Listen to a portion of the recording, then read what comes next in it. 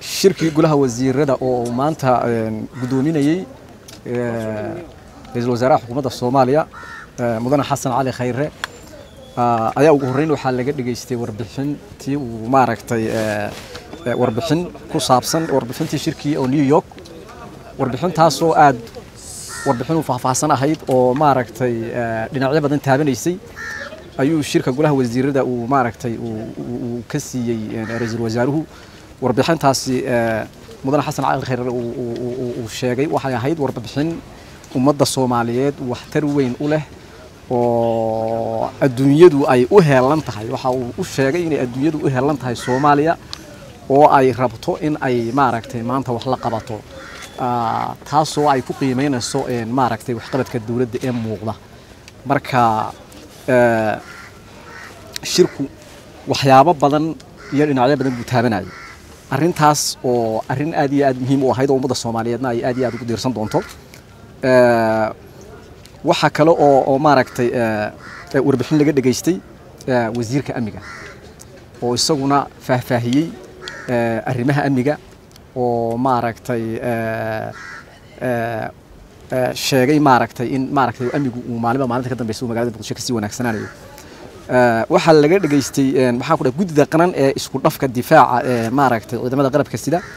ayaa waxa isagana maaragtay ka hadlay mudane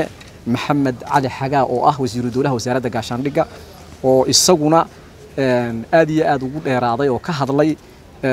isku dhafka ciidamada Soomaaliyeed iyo faa'iidada ugu jirta ummadda Soomaaliyeed iyo muhiimadda ay u leedahay waxa kale oo maaragtay uu ra'iisul wasaaruhu ka hadlay oo aan soo dhaafay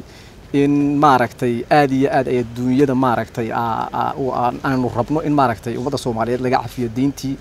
ay ku lahayd dawladaha shay ay ku lahaayeen si ummadda Soomaaliyeed ay horumar u gaarto oo maaragtay ummadda Soomaaliyeed maaragtay ay maaragtay gacmaha loo qabto oo sare maaragtay loogu soo qaado maaragtay in hamigooda ah inay maaragtay ay isku tashadaan waxa kale oo warbixin laga dhageystay wasiirka maaliyadda oo isaguna faahfaahin dheer ka bixiyay